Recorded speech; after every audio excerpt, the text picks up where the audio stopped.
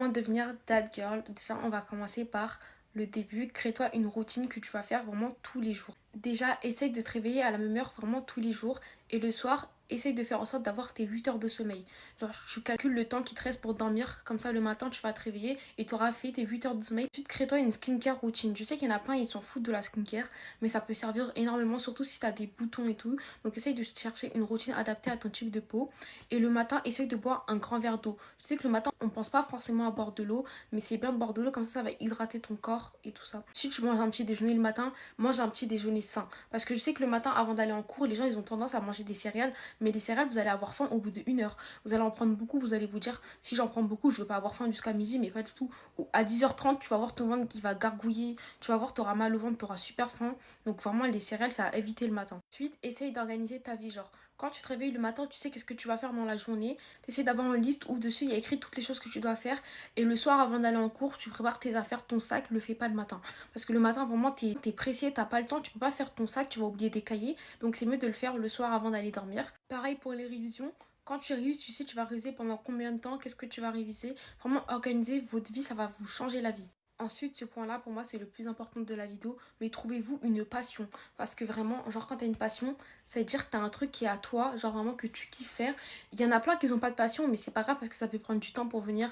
Mais quand t'as une passion, t'es pas tout le temps sur ton téléphone. Tu peux t'occuper en faisant ta passion. On te pose une question, ouais, genre, parle-nous un peu de toi. Bah, tu sais qu'est-ce que tu vas dire, vu que t'as une passion, tu fais des choses dans la vie et que tu restes pas toute la journée à scroller sur TikTok. Bah, c'est bien d'avoir une passion. Comme ça évite d'être sur son téléphone. Par exemple, moi, je sais que ma passion, c'est la lecture, la cuisine et les séries. Vraiment, ces trois-là, je peux en parler toute la journée parce que je kiffe ça. Donc, trouve des amis qui ont les mêmes passions que toi. Comme ça, vous allez en parler souvent et c'est vraiment trop bien.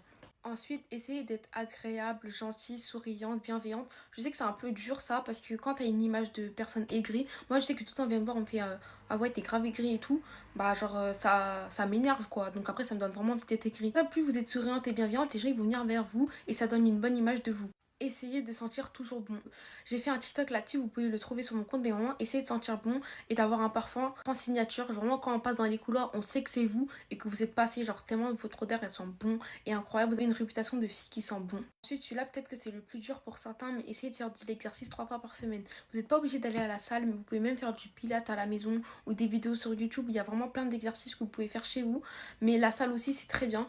Moi, franchement, je peux plus. Je sais que maintenant, j'ai du mal à faire du sport, mais avant, j'étais une accro à la salle de sport. Genre, premier degré, j'y allais 2 fois. Il y a des jours où parfois, je me réveillais le matin, j'allais à la salle, et vers 18h, je m'ennuyais, je me disais, bah tiens, je vais retourner à la salle. Mais j'allais pas à la salle parce que c'était une souffrance. Pour moi, c'était par plaisir parce que je kiffais être à la salle. Genre, j'aimais vraiment à la salle. Mais maintenant, c'est devenu une souffrance, une punition. Genre, j'ai pas envie d'aller à la salle. Je suis fatiguée tout le temps, donc voilà. Ensuite, essayez de manger sainement. Je sais que ça aussi, c'est le plus dur parce qu'on kiffe tous la nourriture. Mais l'alimentation, ça peut tout changer. Ça se trouve, c'est la cause de tes boutons. T'en sais rien parce que quand vous mangez énormément de sucre, le sucre ça donne des boutons.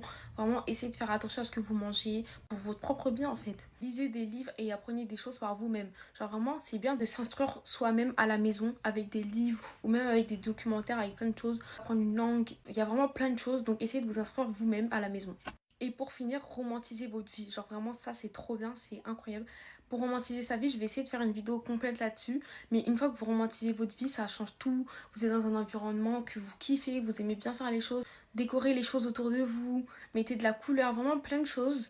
Et voilà, c'est la fin de la vidéo. Bisous.